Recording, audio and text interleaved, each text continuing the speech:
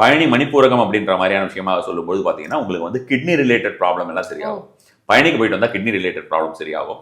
அதே மாதிரி வந்து பார்த்தீங்கன்னா பழனிக்கு போயிட்டு வந்தோம்னா நமக்கு வந்து ஜென்ரலாகவே உங்களுக்கு வந்து இந்த இதில் வந்து வயிற்று வலி அப்படின்ற மாதிரியான சொன்ன வயிற்றுக்கு மேல் பகுதியாக இருக்கக்கூடியது இந்த மாதிரியான விஷயங்கள், பால்பிடேஷன்ஸ் வருது, படபட படபடன் வருது, இந்த மாதிரியாக இருக்கக்கூடியது, நெஞ்சு படபடன் அடிக்குது, இந்த மாதிரி விஷயங்கள் எல்லாமே பழனிக்கு போயிட்டு வந்தால் சரியாகும். பழனிக்கு போகிறவங்க வந்து பார்த்தோம்னா சிகப்பு கலர் திரி, அதாவது குங்குமத்தை திரியை வந்து குங்குமத்தில் இது பண்ணிட்டு இழுப்பெண்ணெய் தீபம் ஏற்றி வைக்க வேண்டியது, தெற்கு பக்கத்திலே வடக்கு பார்த்தோ அல்லது கிழக்கு பார்த்தோ விளக்கு ஏற்றி வைக்க வேண்டியது, 9 விளக்காக ஏற்றி வைக்க வேண்டியது. கடன் தீர்க்கக்கூடிய ஸ்தலம் என்று சொன்னால் நாம் வந்து கண்டிப்பான முறையிலே பழனியை சொல்லலாம். பழனிக்கு இப்ப நாம சமீபத்தில் ஒரு நண்பர் அவர் கூட பேசிக்கிட்டு இருக்கும்போது ரொம்ப அவர் சிறந்த, அவரும் வந்து இந்த மாதிரியான ஆன்மீக நாட்டம்னு சொல்றத விட ஆன்மீக விஷயத்திலே நிறைய புலமை பெற்றவர் அப்படின்னு சொல்லணும்.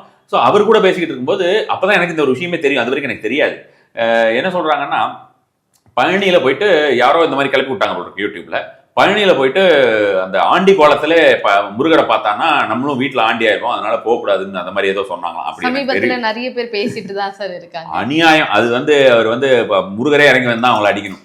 அப்ப அந்த மாதிரியான ஒரு சூழ்நிலைன்னு வச்சிருங்களேன். பழனி வந்து அவ்வளவு அள்ளி கொடுக்கக்கூடிய தெய்வம். அவர் தான் ஆண்டி கோலத்தில் இருக்காரு. அவர் வரவெல்லாம் உருவிட்டு விட மாட்டார். அந்த மாதிரியான ஒரு விஷயம் கிடையாது.